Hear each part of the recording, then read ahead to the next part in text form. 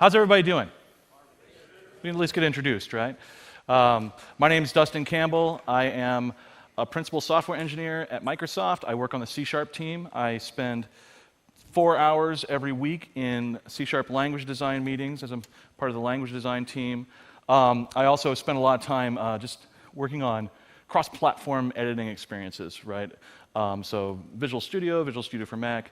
I'm kind of the person running the C# for VS Code project right now. So I am immersed in C#. On Twitter, I guess I was known at Build as the other guy because Mads Torgersen, who's the C# language, primary C# language designer, and I always do this talk at Build called The Future of C#. And the tweets were like, hey, look at Mads and the other guy. So you guys got the other guy. I'm sorry about that. But we're here to talk about C# 7, and we're going to spend some time in slides, but I promise we will not be there long. Just kind of an update I want to give on kind of C# and how we think about it and where we feel like we're at. We always like to look at this, the Stack Overflow developer surveys each year, and they've got some interesting data in there. And we, again this year, we're on the list of the most popular languages, which by Stack Overflow turns out it's really the most used languages and widely used languages. And we're up there with good company. We came in at number 4, which is great. You know, there's 3 above that and 3 languages above that. Well, actually, not one of those is not really a language, but that's okay. You know, and we're in good shape. I'll leave it vague. You guys decide which I meant. But also looking over at Stack Overflow's most loved technologies. And this is a place we like to be because this is really trying to distill. They say most loved, but it's kind of a weird title. What this really is drilling down into in the survey is that, hey, what are the languages or the technologies that you're using right now that you don't want to stop using, that you're continuing to use and you're enjoying it, and you want? So they kind of turn that into most loved. And we're on there as well, and that feels pretty good. It feels good to be on both lists. There are actually only 3 languages that are on both lists this year. There's C#, TypeScript, and also Python. So we're in good company there as well, which is great. So let's talk a little bit about .NET languages. There's 3 particular languages in the .NET space that we kind of put a lot of kind of weight behind. That's C#, Visual Basic, and F#. There are others out there, but these are just the ones that we spend most of our investments in. Now, when I look at C#, this is kind of a fuzzy look at the populations. We see millions of people using C# today, and we see them using it in a broad array of domains, right? It's places we, you know, in many cases didn't even dream of it being, you know, in game development and on mobile devices and everywhere. And so we want to make sure that, you know, because of that, we want to make sure that our investments in C# are in keeping this language evolved, relevant. We want it to be that language you pick up and say, oh yeah, the next project I start, that's going to be in C#. We want that, you know, we want to continue to evolve C# and invest in it such that that's how you guys feel about it as well. Now, Visual Basic is still seeing a lot of active use. There's hundreds of thousands of Visual Basic developers out there, and there's a lot of lovers of Visual Basic. There's a lot of derision of Visual Basic as well, but to be honest, there's always been derision of Visual Basic since Visual Basic 1, right? So that kind of goes with the territory. Now, by and large, we see that the kind of the domains that Visual Basic developers tend to target with several exceptions. But by and large, tend to be kind of in a more homogeneous than C#, kind of in more of a line of business apps and that sort of thing. And so kind of where we want to make investments in Visual Basic is really making sure that when we involve the language or we invest in tooling, we want to really make it great for those domains, right? And continue to make it great for the things that Visual Basic is being used for. And also when the framework evolves, right, and adds something new that you know, Visual Basic needs to consume and declare. Like, for example, with the new introduction of tuples in C# 7, we want to make sure there's a great story for that in Visual Basic as well. We don't want to leave Visual Basic developers behind using APIs that now feel kind of clunky and weird. They need to feel natural in the language, right? And so those are the kinds of investments we're making there. And then finally, there's F#. And F# has gone kind of gangbusters over the last few years. It's been amazing to watch. While there's tens of thousands of users in this kind of space of active development, by and large, it's it pervades kind of all the domains that I mentioned for C#, which is kind of amazing, right? It's everywhere. F# code is literally running everywhere. But also they have, the F# language has probably the most vibrant community I've ever seen around a language. It's incredible, right? Per capita, it's amazing how many of the F# how many developers in the F# community give back into F#. Pull requests into tooling, building out, an entire package management system for F# with Packet and all of these sorts of things. It's amazing how much is done there. And so our investments in F# is kind of to get out of the way of that a little bit, right? And make sure that we're not an impedance to that we don't impede that at all. We want to make sure that that if there are blockers to adoption or blockers to the community making those changes, pushing the language and the tooling forward, we want to make sure that we provide whatever infrastructure is needed. Okay, and so that's what we've been doing a lot lately. Actually, one of the guys in the F# team, he comes to stand up every morning at Microsoft, and I'm like, so what did you do this week? He's like, I merged 20 pull requests from other people. I was like, didn't you write any code? He's like, no. I just merge pull requests now. That's what I do. That's just because of kind of the activity and the involvement by the community. So that's a pretty awesome place to be. It's actually pretty inspirational to us in other languages as well to look at and kind of have something that we would deeply like to have, right? All right, so C#. Let's talk about C#. We've got several minutes to talk about C#. First of all, we just shipped C# 7.0. 7.0 in March with Visual Studio 2017. I recommend you use it. It is great. It is one better than last time. And if you can't use it at work, use it at home. It's really delightful to use. We'll talk about some of the features in there in a little bit. But what's on the horizon is C# 7.1. We're going to introduce point releases into the language. Technically not introducing point releases. It's a little known fact that there's already been a point release of C#. For all of you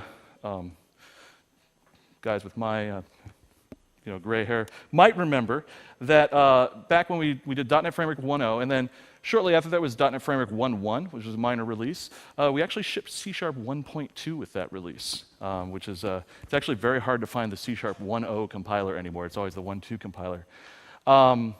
But with this release, we want to do kind of small features with 7.1, little things to kind of take existing features in the language and just make them kind of feel a little bit better, a little natural, just very small features, the sorts of things we wouldn't do in a major release. Because what happens when you're pushing a major release of a product is that all the little things kind of fall off the schedule as you're trying to get the big things out, right? And so having these point releases kind of gives us a forcing function to build some of those into the language. The delivery mechanism for this, actually, at Build, we gave out preview bits of the next update to Visual Studio 2017. That actually includes C# 7.1, at least pieces of it. Again, software engineering, we understand we're just like everybody else, and it turns out that only half of C# 1 is in there, 7.1 is in there because, we missed the date to merge and snap, and that was, it happens. We got it in the date and then the next day. So I'm going to show some features from that as well. Okay, so we've got some things there. So demos. C# 7.2 is something we're looking at. And this, and I want to be real clear. What we're doing with this is don't go like building engineering schedules around this, right? What we're trying to do here with kind of these plans is kind of to state our intentions about here's the things we want to do in these places, right?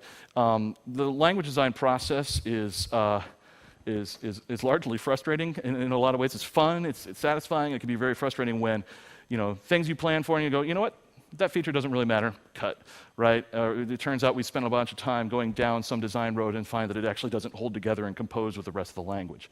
And that happens more often than you might think. So with these, I want to just be real clear. These are just putting some labels on intentions around a ship kind of vehicle for the language and what might go in it.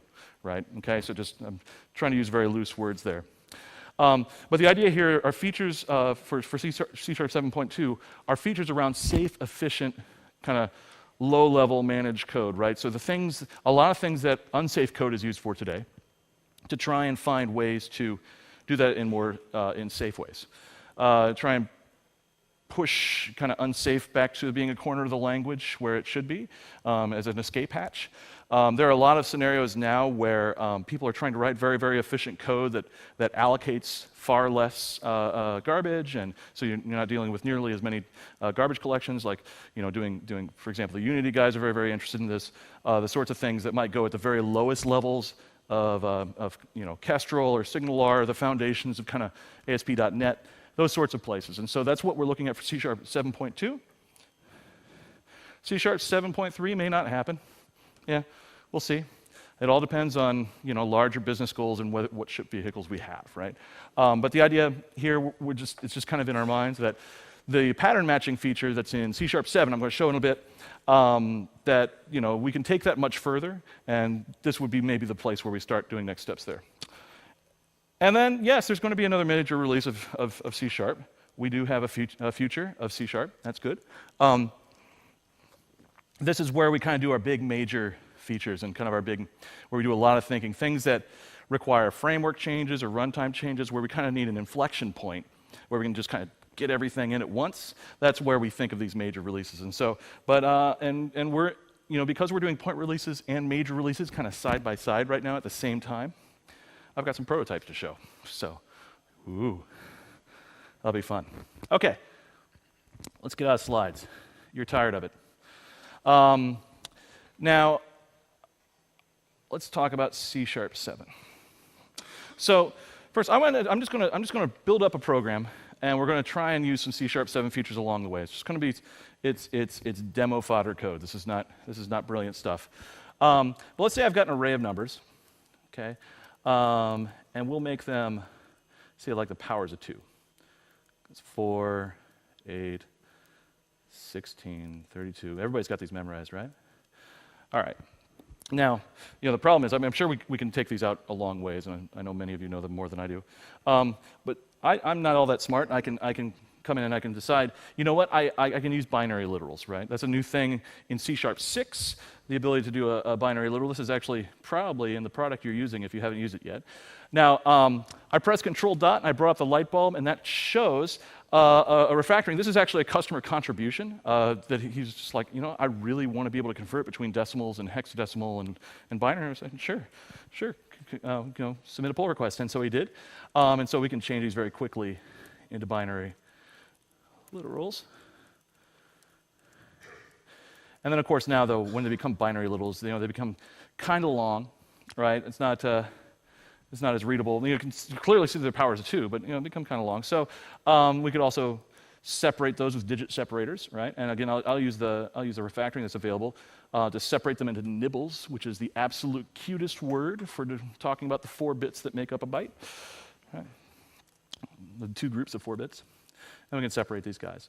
And these are features, these are features that are in C# 6, right? But they're kind of nice little features.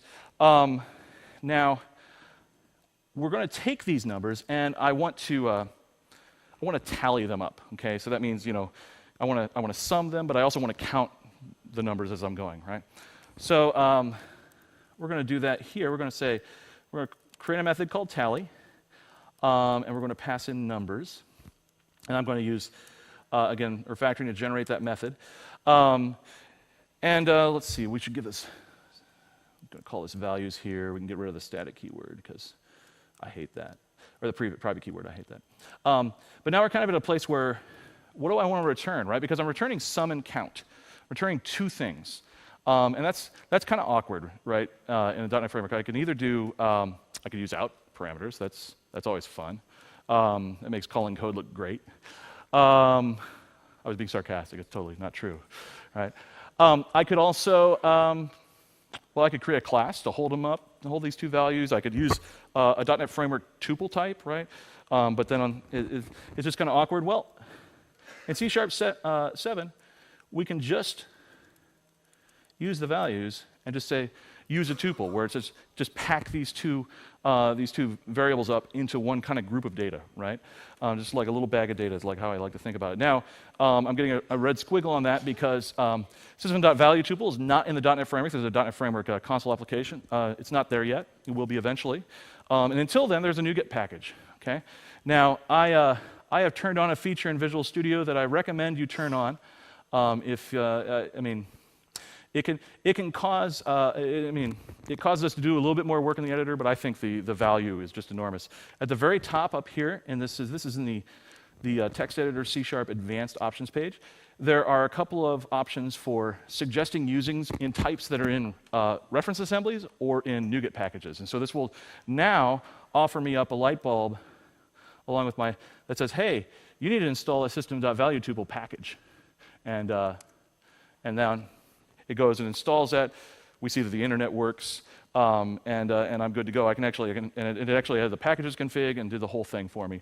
If you're in different kinds of, if you're in a .NET Core project, it'll do this differently. It'll add it as a package reference in the project file like it's supposed to do. So that's kind of cool. Now, we should go ahead and, this is kind of a bad thing to return here. So we'll return like just kind of a default tuple. All right, and looks like that. It kind of looks a little weird, right? You know, the problem is that when you declare a tuple, when you have a tuple type, it has parentheses, and then the default expression also has parentheses. You wind up a lot of times with tuples. It's kind of it looks a little strange when you have to deal with these sorts of things. It's fairly rare you have to state the type in some other expression, like in a cast expression, for example. You actually have to double up the parentheses, and it looks a little weird to me as well. I kind of hate it. I'm going to just get rid of it.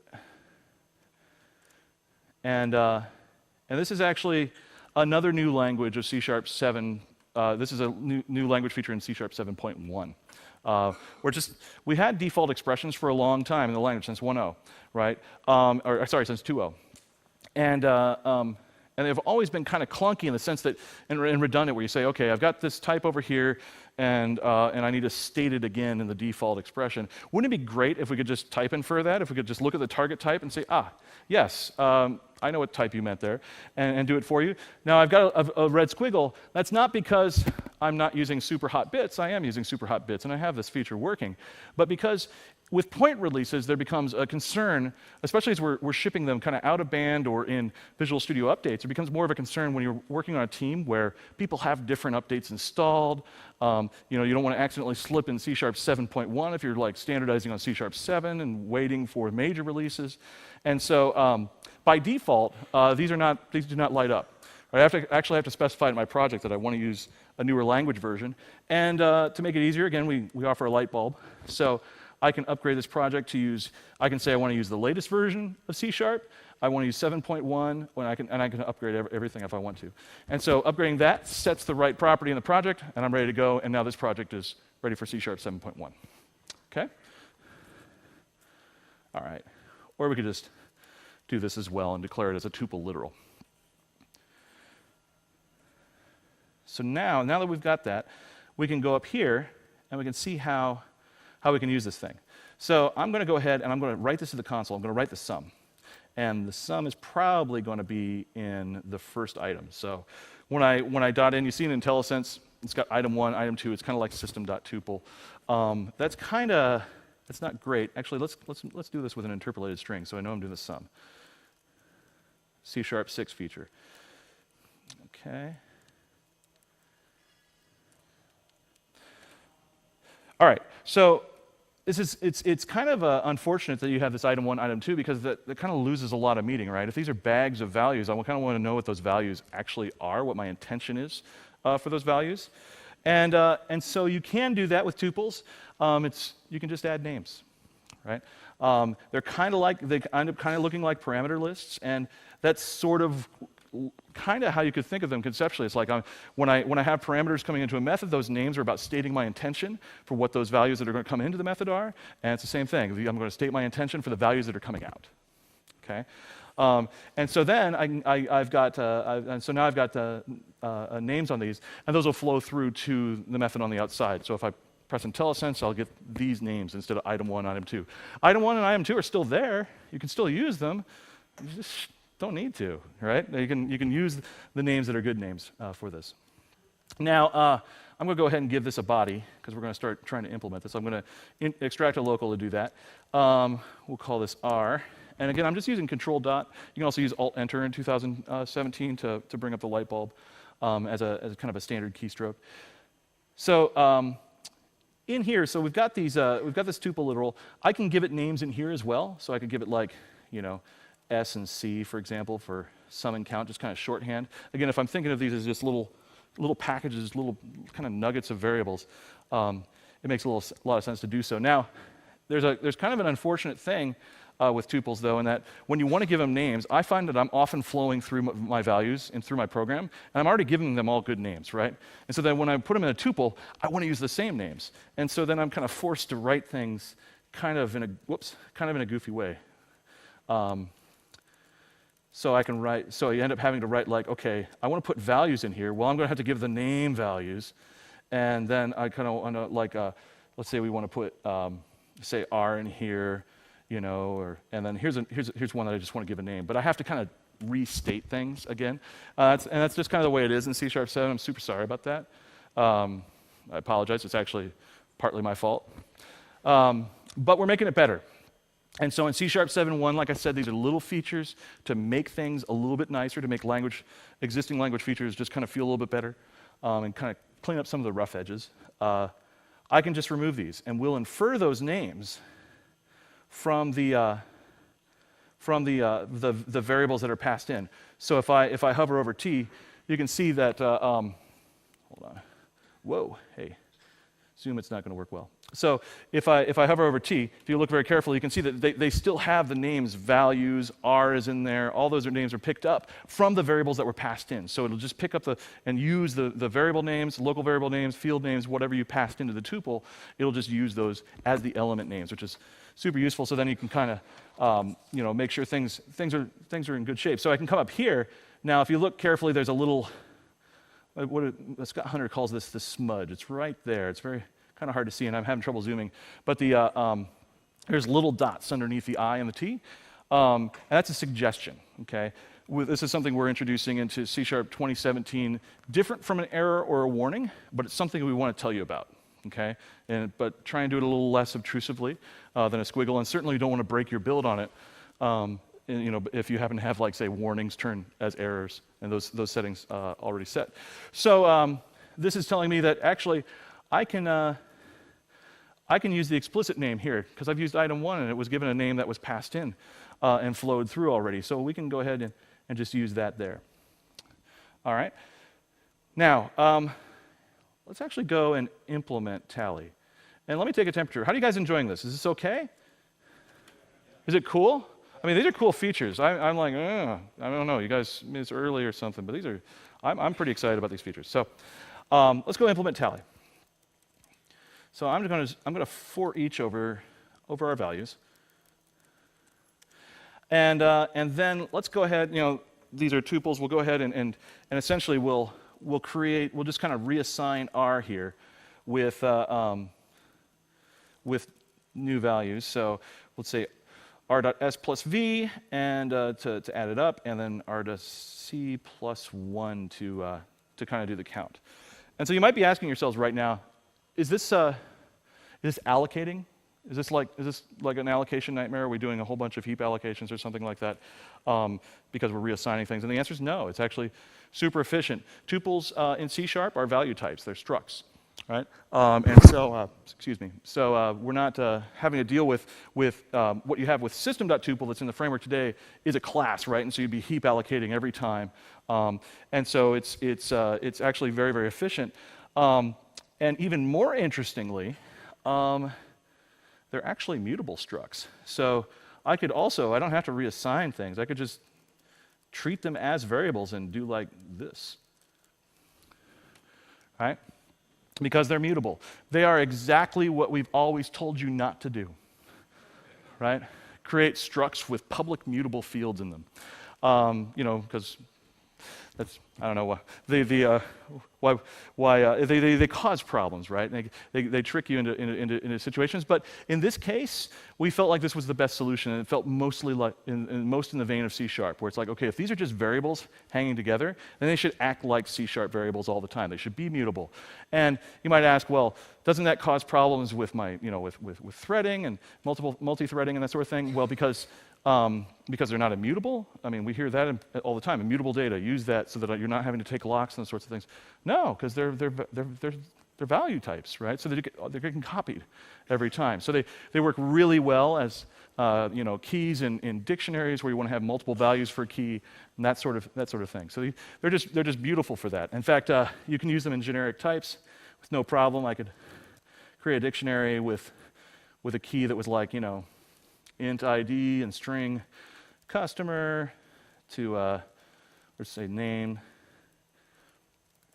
to a customer, right? And I could easily create this generic type.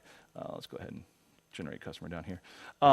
And you can see that if I hover over it, you'll see that indeed T key is a tuple, int ID to string name, and those names kind of hang in there. We're under the hood. We've got attributes we're generating in various places so that we can pull those names out when we need to. Also means that older programs, C#6 programs, can still use C#7 tuples. They don't look as nice, but the type will still work, right? Because you can still access item 1 and item 2. It doesn't know how to pull out the names. The compiler doesn't know how to pull out those attributes and digest that. But you get the experience. You can still use them. All right. So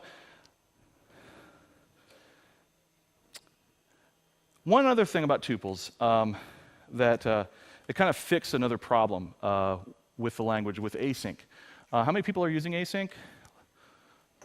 Great. I mean, it's a beautiful language feature. It does a lot of great things. We're kind of one of the forerunners with async, and now it's kind of everywhere and prevalent. So I'm expecting that some people that raise their hands and said I'm using async are like using TypeScript and stuff too, right? Because it's showing up in a lot of languages as a feature that is kind of a must-have in today's world. So, but one of the problems with async, or one of the small problems with async, is that you can't use out variables, right? So you find yourself having to package up data. If I wanted to return 2 values from that, well, I can't because I need a task to wrap around them, right? So that I can wait on those results. Well, with tuples, that becomes a lot easier, right? So I can create a task that returns a tuple without a problem. Okay, and we're in good shape. Oh, there's so this, I need to await this, of course. Sorry. All right. And now, oh man, there's another error. Well, that's unfortunate. And we hear about this error a lot. Because what's happened is I'm down in the main function of my program. And at that point, async stops being available to me, right? That you can't make the main function in a program async. Right? And usually as people are getting started with async, there are lots of use cases for doing this. There's programs to build that do this.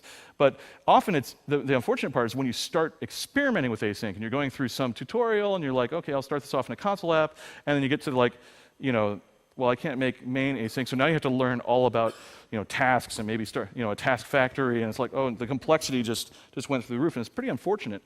And so we decided to fix that.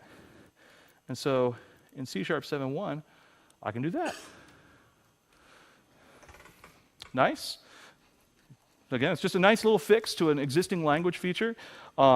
Essentially, we just generate the call to call getAwaiter, and then wait on that result, and it's good. So let's see a couple other things with async. This one is actually a C# 7 feature, and it's one we haven't talked about an awful lot. But it's the notion of what we call task likes. In async, we've got this type called task that has a very distinct shape, a very distinct pattern to it, to how it works. And so in C# 7, we wanted to go and generalize that pattern, right? So the compiler, instead of thinking very strongly about tasks, it thinks about things that look like the shape of a task, right? So that you can go and write your own if if you're John Skeet. I'm pretty sure he's the only guy that's going to do this. But we've also written a couple. The most important one that's in this release is value task. And the idea here, oops, and again, I can add a package to get that in there. The idea here is to have a task that you can use, that you can wait on some future result that doesn't allocate memory to do so, right? Or allocates far less than a regular task does. Okay, so that's in C#7 as well. While we're in here, kind of want to show another IDE feature because I'm kind of an IDE guy. I'm going to go ahead and add cancellation to this method. So we add a cancellation token here, and then when I press space, we suggest parameter names for you now in IntelliSense. And that's coming in the new Visual Studio 2017 update. So we're working very hard to try and add features into the product from the tooling side that are the sorts of things that are in lots of IDEs or in tools that many of us are just installing to augment their experience. We want to make sure that at least the best of those, or at least the ones that seem to be the ones at your fingertips and you feel like you really need, are in the product right out of the box. So we're adding this in suggestions for parameter names. So I can just press tab and accept that. And usually you make cancellation tokens. Often you make them this optional cancellation. But that's a really great place, again, to use a default literal expression. So, because again, this is a target type situation, so I don't need that redundancy of what's going on there. Okay, let's undo back out of this. We'll watch the power of the Visual Studio undo stack. Interestingly, I just undid a package add, which was kind of cool. You're not impressed, I can tell. I can redo it. All right, and I think that's back where we started before we went off into the weeds there. All right, let's get rid of customer. Okay, next, I want to talk about deconstruction because we're using a tuple up here. We're dotting into it. We're getting the sum out. But often I don't want to do that. Often I just want to get a value out of a tuple, or I don't talk about the tuple itself. I want to just get the values out immediately into variables that I can use. And we have that. We have support for that. It's a feature called deconstruction, where instead of saying assign the tuple into the variable t, I could just say deconstruct that tuple into the two variables, sum and count. Right? And then I can come down here and replace this with sum. Okay? And so this is, again, there's a pattern here underneath in the language that we're doing, sort of like what we do with link, where there is a method, if there's an instance method or an extension method, something that syntactically we can find there called deconstruct, we'll use it to actually do this deconstruction. Basically, the deconstruct method is a method that returns void and a bunch of out parameters with the deconstructions. There can be multiple overloads of these to do interesting things. So you can add them to your own types. You can add them to other types with extension methods. But for tuples, right, it's just to get the values out. Now, it's a little weird here that I'm getting out sum and count because I don't actually use count. And so for that, I just discard it. Okay, so I don't care about that value, right? I'm deconstructing, but I only want sum. Okay? And so this is actually a new feature. It's a small feature in C#7 to be able to discard these things. The idea here, if I have multiple fields in this, multiple members in the tuple that I don't care about, right? I can just discard them all, just with an underscore. It's sort of like what we see people do with lambda expressions when they don't actually care about the variables, the parameters that were passed in, and just specify an underscore, because that's actually a valid identifier in C#, just a single underscore.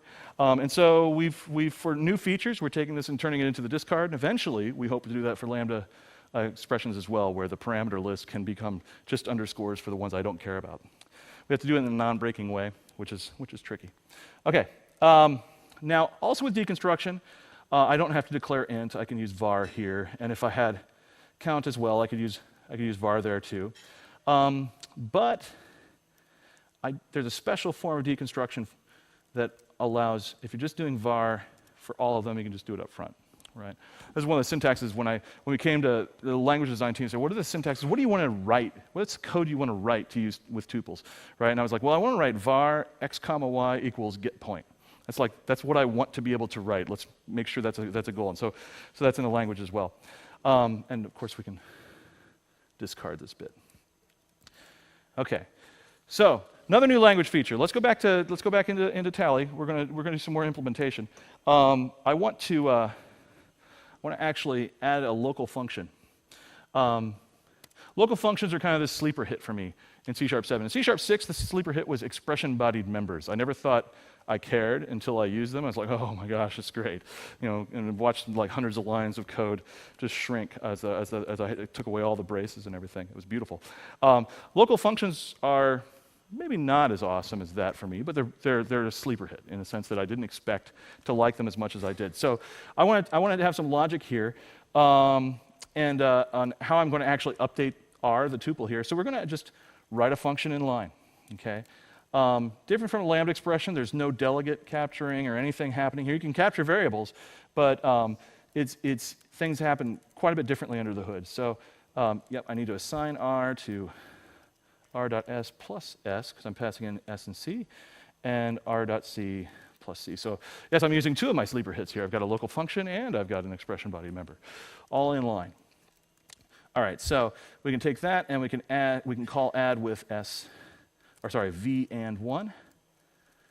And we got, when we first introduced this, we made them lexically scoped, which means that basically like it couldn't be used until it was declared, right? Sort of like local variables are. You can't use the variable x until you actually declare it somewhere, right? And so that's how we wrote this.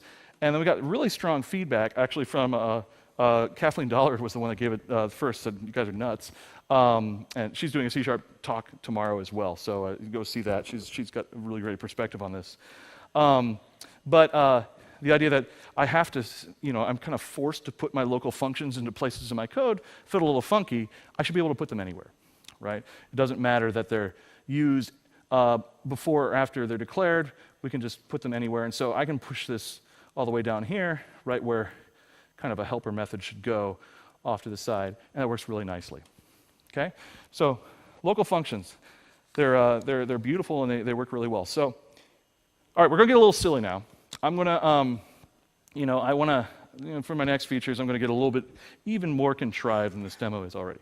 So instead of having an integer array of numbers, we're gonna have an object array, and then we're gonna do some wacky stuff. Let's make sure that this doesn't have to be just numbers. We can have a nested array inside it.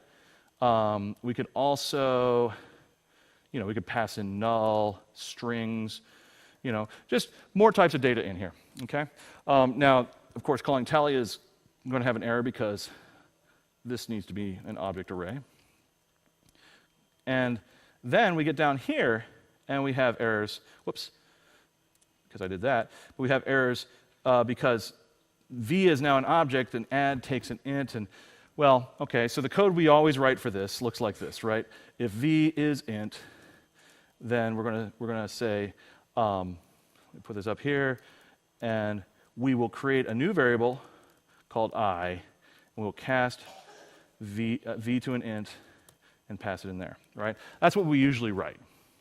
And you see this all over the place in code today.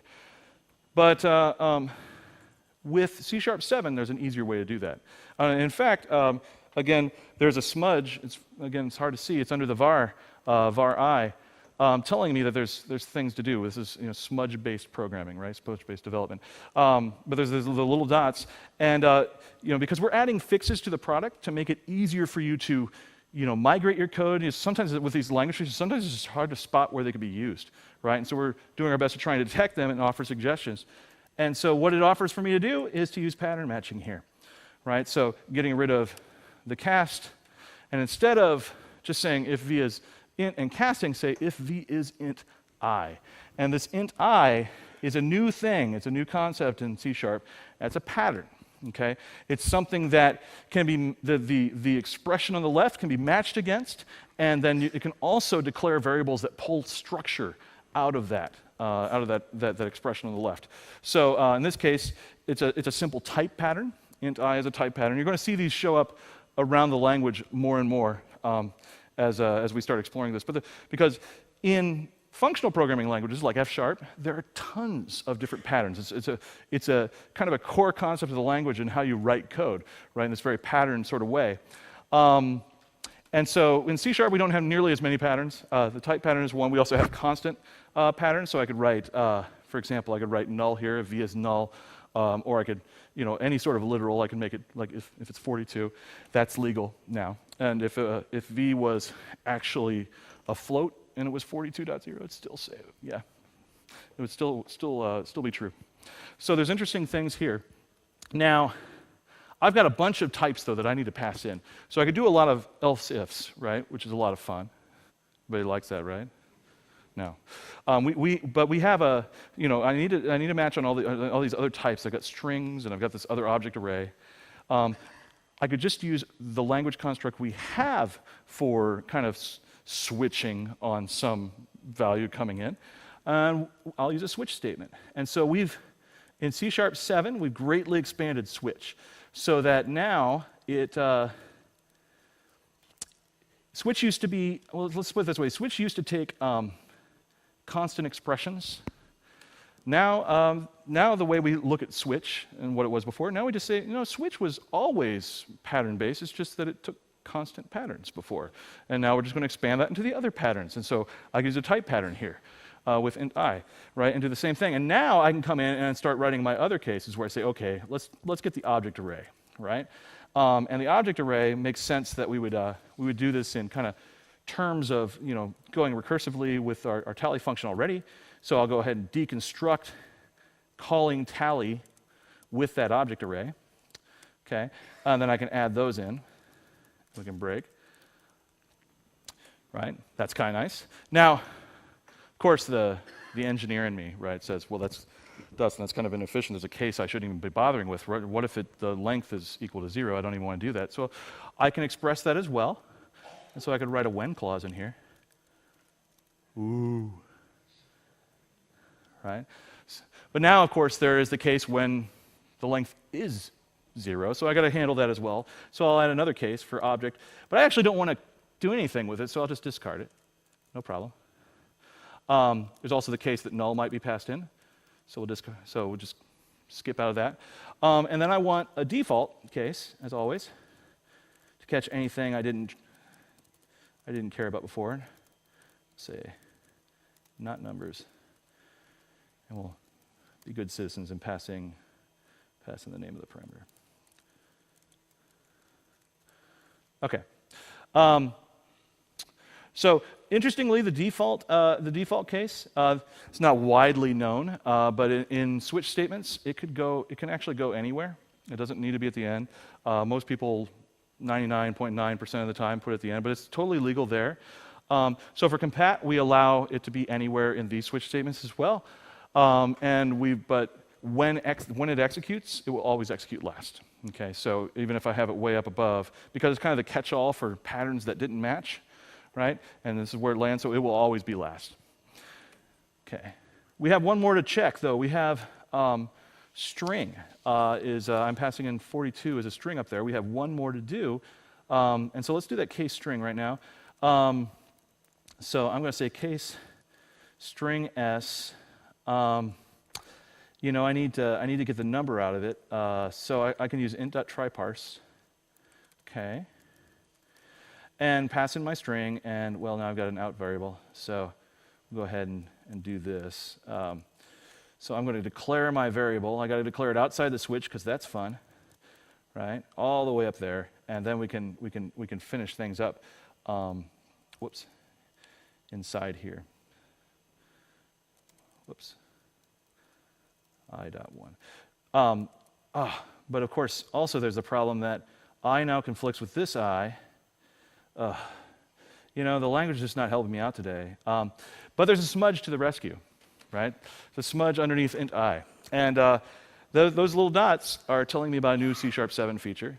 This is, by and large, my favorite, which is out variables, right? So the ability to, instead of having to declare my variable somewhere earlier in my program so that I can use it in the out position, I can just inline that variable in there, and see it goes all the way inside down to the try-parse call. And so now there's a new I in scope here that doesn't conflict with the I above, right? Those are in completely different scopes, so I can reuse the variable names here, right? And so this is a tremendously useful feature, also because it lets me use these variables in places I never could before, in case, sections like this and switch sections. In constructor initializers, there's all sorts of interesting places where I can use these, and so that's pretty cool. Cool. What do you guys think? C# 7, it's good.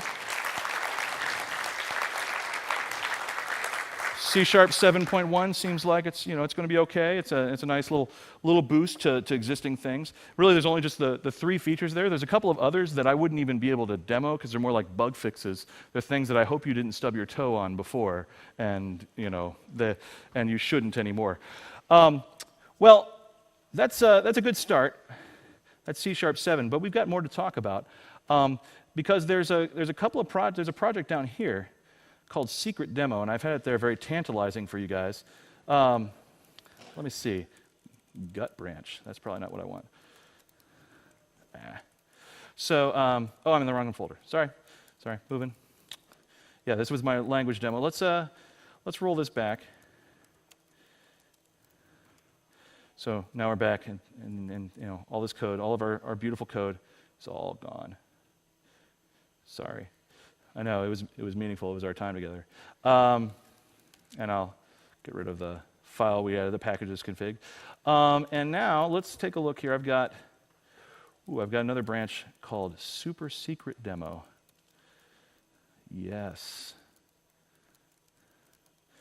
Let's head over to that. Okay. Yes, reload me. You're done. Get out of here. There's the program back again. Okay. So Secret Demo. Now, this is where we're getting into places where I'm showing stuff. Now, I want to be clear that I have 2 sets of bits on this machine. There are 2 shortcuts here. There's one that's called medium hot VS bits, and one that's called super hot VS bits. Okay, the medium hot VS bits. This is not what this is what we've been looking at. It's not exactly what we gave out at build because it has the C# 7.1 features in it that didn't make it, right? And the super hot bits I built myself. So hopefully there's no crashes. We'll see. So the feature I want to look at right now is around. Well, let's just look at this program. So I've got an interface I1 with a method M1, and then I've got a class C1 that implements I1 and just prints C1.M1 to the console, and then in the program itself just simply conses up C1, creates an instance of C1, implicitly converts it to the I1, and then through that interface. Right, it calls M1. So right here, it creates it in a variable of type I1, and then calls M1 through there. Okay, and so if I run this, I'll just Control F5 so we can see the output after it builds, and it prints as we expect. Now, we're going to start with kind of a mind-blowing thing, and then we'll dig into why I might want to do this. Okay, so bear with me. The mind blow is that this is just kind of very simple, doesn't really have any need to have any state. Can I just put it there and give the body inside the interface itself, right? And with this prototype, the answer is yes, I can, because there's no squiggles, right? That means everything's good, as far as I know. That's what my compiler tells me. So I'm going to actually debug into this because I'm crazy debugging with a prototype. Who knows if this stuff works? Interestingly, if you can see very carefully at the very, very top of that console, it's like secret sauce / core run.exe because I'm using a custom runtime for this as well. So debugging a custom runtime with Visual Studio Debugger that doesn't know anything about it, we'll see. So a step in, hey, it got there. That's pretty cool. Right? We're actually stepping through code that's now defined in the interface itself and not in the class. I can actually test fate. And we'll edit and continue, see if that works. Did it work? See the program. Oh yeah, totally worked. So this is a prototype of a feature right now that we're calling default interface implementation, which is a very general name that it took some feedback at build. It seems like it's not clear why you might want to do this, right? It seems like, well, thanks, you just obfuscated my code for me. That's great. And it's more than a code obfuscation feature. The idea, if you want to think about interfaces as contracts, that you want implementers to adhere to, we're enhancing that. A way to think of this feature is enhancing those contracts with the idea that I can have members that are optional, right? So I can have a member that, as part of my contract, I could implement it optionally, and if I don't, there's a default implementation there that would be used instead. Okay? So this would allow me to also, by way of kind of, a side effect of this, is that I can potentially add members to interfaces so long as I add default implementations to them that are non-breaking, right? That don't break the implementers. So consider this example. I've got like an iLogger interface here, and a couple of implementers, right? Now, suppose I want to go and change that interface. Maybe I want to go and add another log method that takes an exception, right? And just for a helper, right? And so I come in, and I could do this right here, and it breaks all the implementers down below, right? And so what people usually do is they'll create an extension method on iLogger, right, that takes an exception and keeps that in the same namespace so that you have these other methods that are helper methods that you can use with it, and, instead of doing it like I'm doing it right now, which is just implementing in terms of the other log method, passing toString. You would have this as an extension method. But the reason why this is more powerful than that is that now the implementers can optionally go and add a specialization for that, which I couldn't do with an extension method, right?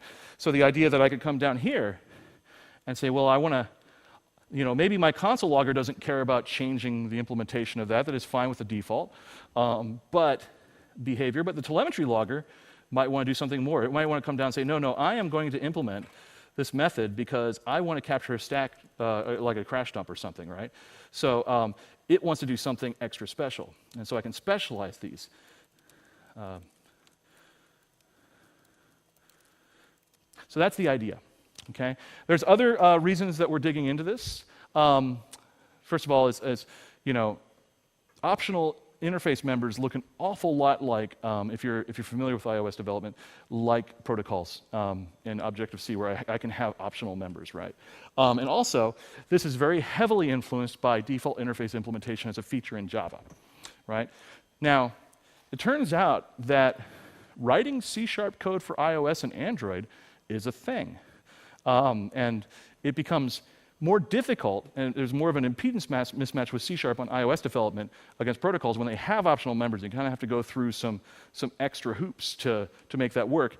And then now the default interface implementation is in Java, now that's going to show up more and more, and it's already showing up in the Android API. Right? So we want to have a great way for C# to kind of interface with these, if you excuse the pun, as well. And so that's kind of the reason we're taking a look at this, a bigger reason why we're taking a look at this. We've always kind of thought this would be a cool feature, but hey, it requires runtime changes, and that's expensive. But also in our new world of having lightweight .NET Core with Core CLR that you can deploy yourself, there's a world where maybe C# features come on in more of a staggered fashion if they need runtime support, and you can take the runtime with you until it's on .NET Framework or on Mono. So that's the idea here. Does it make sense? Because I confused a lot of people at Build. Okay, it makes sense. Thank you. So one other feature I want to show, C# 8 kind of time frame and these kind of major features. Not a promise it's going to be in C# 8 or that there will be a C# 8. I have to say those things. But these are things we're looking at very heavily. And this is one that we've actually talked about a number of times, and with where people have requested a number of times, people have had proposals for a feature called non-nullable reference types. Has anybody heard of this idea? So that you can have, I want to be able to say, like, add an exclamation point or something to my type to say this can never be null and ensure that it never is, right? And guarantee that for me and add some null guarantees to my programs. It turns out that problem is super hard, right? It requires, again, runtime changes. There was a little-known thing called the halting problem that proved that it's actually impossible to do it completely. But with the runtime, you can do better. But it's also very, very expensive and costly to do at runtime. So we've gone kind of back and forth in this feature. We've thought about it in a number of different ways. And while we were kind of navel-gazing, contemplating our navels, in design meetings, thinking about non-nullable reference types, other languages came out with features like this, but from a different angle.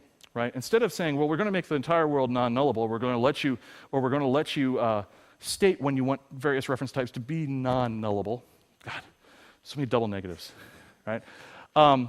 Instead of doing that, how about a compiler switch that just assumes everything is non-nullable and then gives you an annotation to state your intent when things can be null? Okay? Swift has done this, TypeScript's done this, and instead of going kind of throughout the entire breadth of the program and doing full program analysis and making sure it's always accurate, instead offering flow analysis that gives you editor detection while you're typing in your code, right?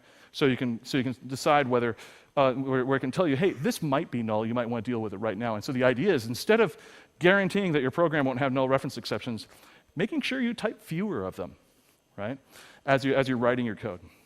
So I've got a prototype here.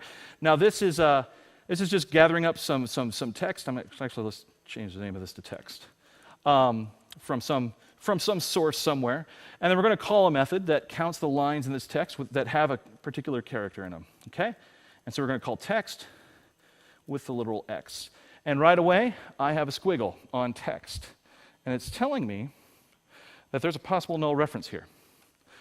The reason for that is because this database load text method says that string that it's returned here, it's got a question mark on it, like a nullable value type.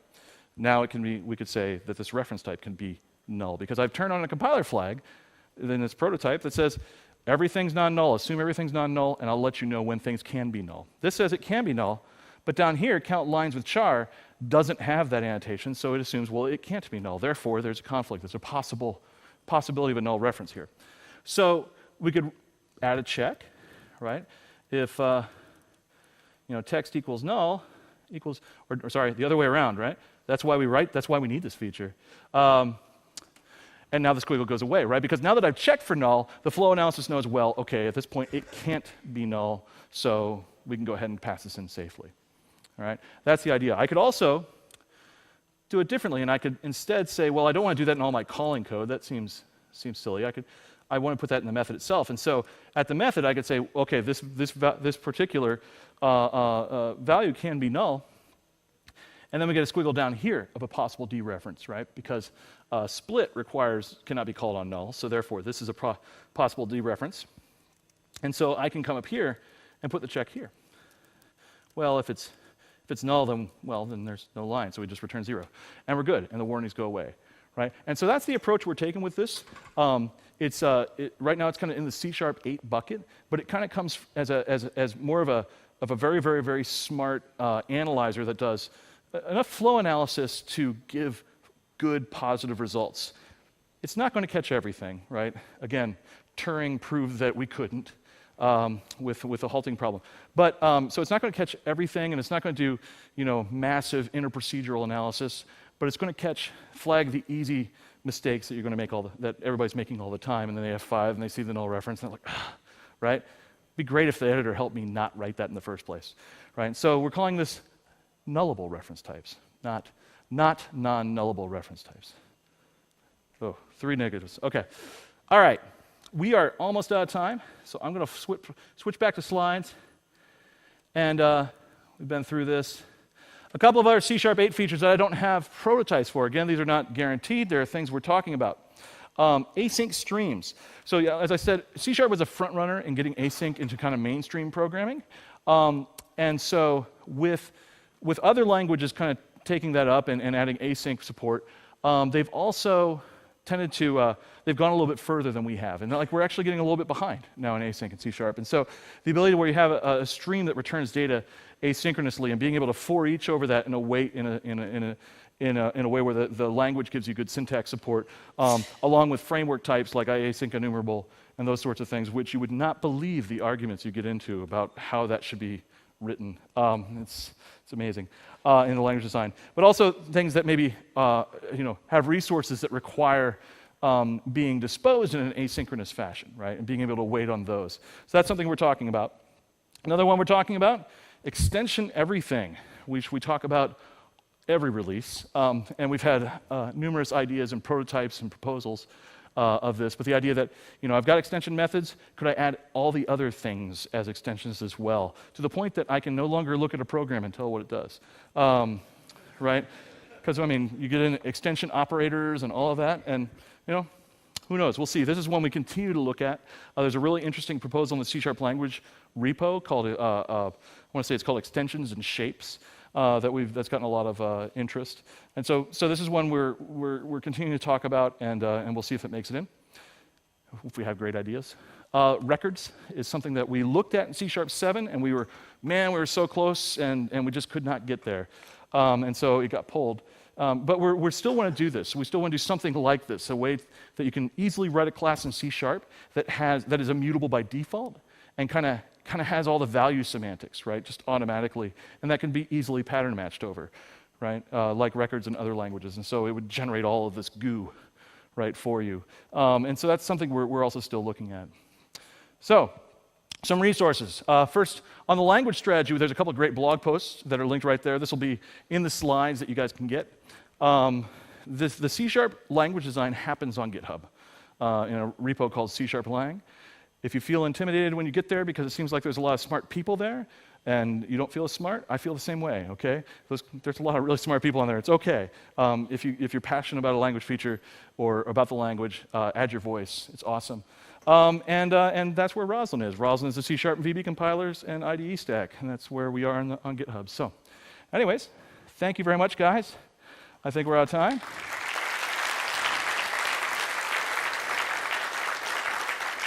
I'll be around afterwards if anybody wants to come up and chat, ask any questions. So, thanks.